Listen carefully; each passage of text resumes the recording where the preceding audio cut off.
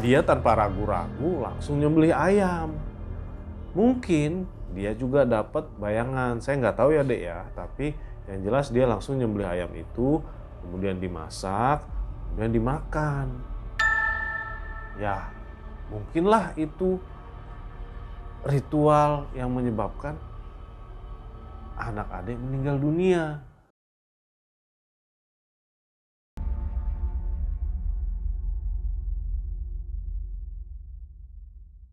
Halo teman kisah kalian, kembali lagi bersama Ian. Hari ini saya akan membawakan kembali kisah horor atau misteri untuk teman-teman semua. Nah, tetapi sebelum saya membawakan kisah kali ini, kita saksikan dulu yang satu ini.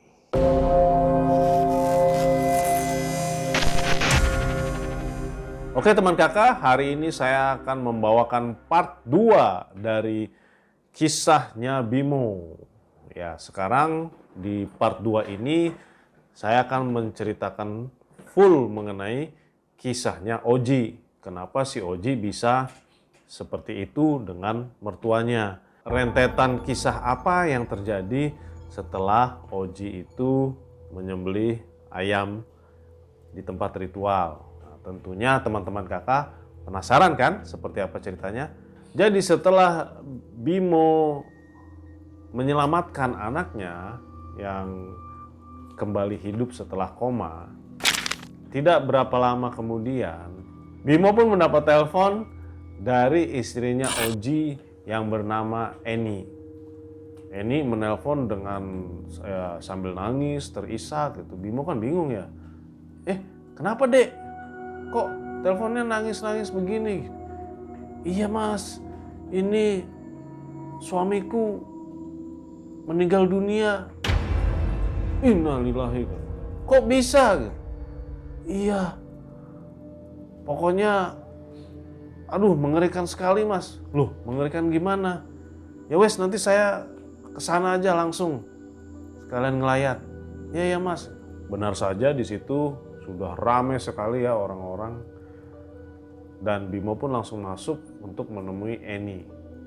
Tapi alangkah terkejutnya dia karena yang di kain kafani itu kok 2 orang dan kayak jadi satu gitu loh. Gimana sih? Kan kelihatan ya kayak orang 2 jadi satu itu. Makanya dia bingung. Loh, kok kayak gini? Bimo pun menanyakan kepada Eni kan. Dek, ini apa yang terjadi? Kok seperti ini ya? Sambil setengah berbisik-bisik kepada Eni, karena dia kan nggak enak ya. Ini bukan kejadiannya bukan normal nih. Kemudian Eni pun menceritakan dari A sampai Z. Eni menceritakan bahwa sepulangnya Oji dari pergi sama Bimo, tiba-tiba saja anak mereka itu meninggal dunia. Dan Oji pun sangat terpukul atas kejadian itu. Selang sebulan kemudian,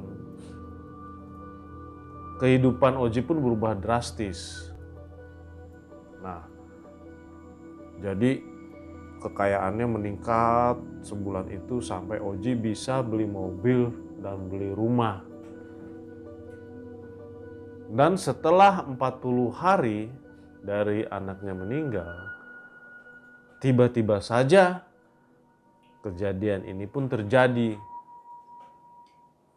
Oji bersama mertua perempuannya ditemukan dalam keadaan seperti itu, menempel, dan mereka berdua telah meninggal dunia.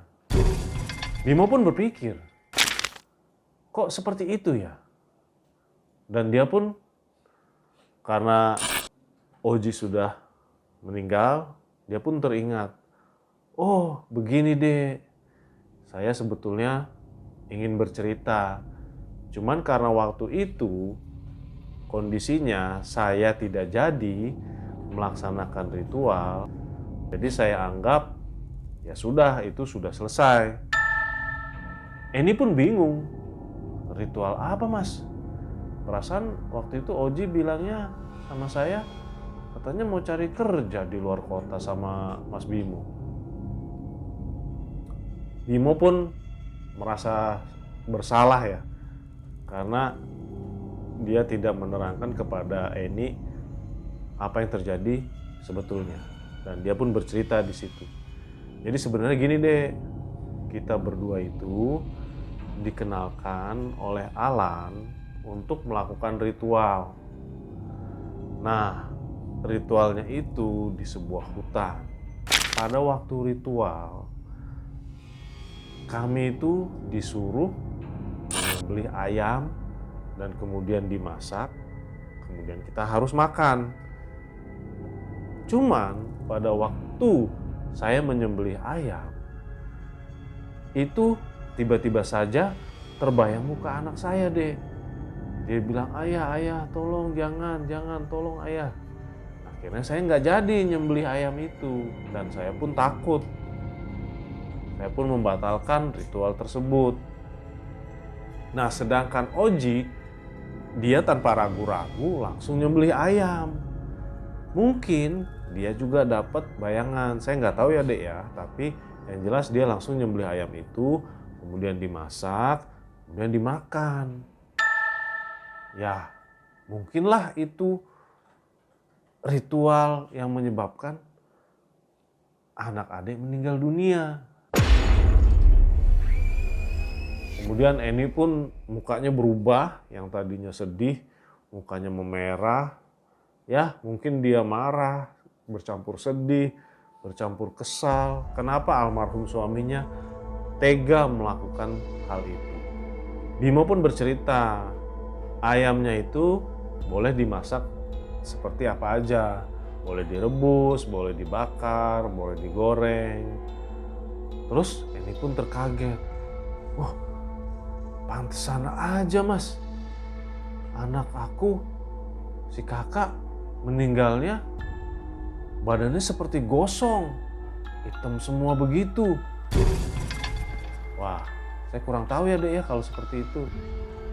Terus kalau yang sekarang ini gimana mas? Nah, kalau yang ini kebetulan saya waktu itu kan hanya duduk saja setelah saya tidak jadi menyembelih ayam. Saya ikut mendengarkan.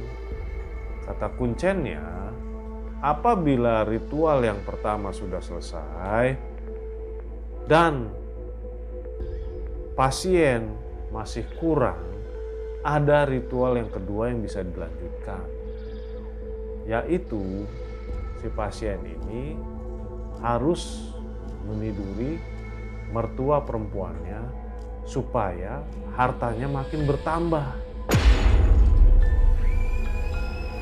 Ya, saya nggak tahu ya dek ya. Mungkin Oji itu merasa tidak cukup dengan harta yang didapatkan sekarang. Makanya dia mau melakukan ritual yang kedua. Tapi kok bisa sampai kayak begini ya kejadiannya? Saya juga kurang paham. Lalu Eni pun kembali terisak. Ya ampun Mas Oji, kenapa kok kamu tega melakukan ritual seperti ini? Sampai menumbalkan anak, sampai mengorbankan ibu saya sendiri. Bimo pun hanya diam saja mendengarkan Eni ngomong seperti itu. Karena memang situasi pada saat itu sedang sangat ramai ya.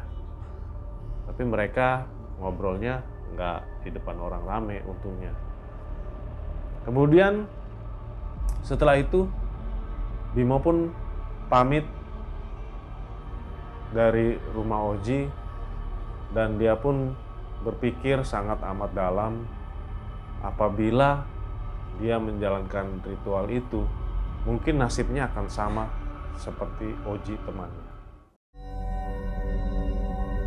Ya itulah barusan kisah dari Bimo part 2. Terima kasih sudah menonton. Pesan moral yang bisa didapat dari kisah ini adalah jangan terlalu serakah.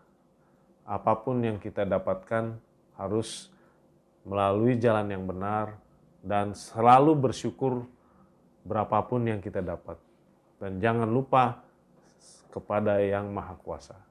Untuk teman-teman kakak yang mempunyai kisah horor atau misteri, bisa langsung menghubungi nomor dan email di bawah ini. Terima kasih sudah menonton, ditunggu video selanjutnya.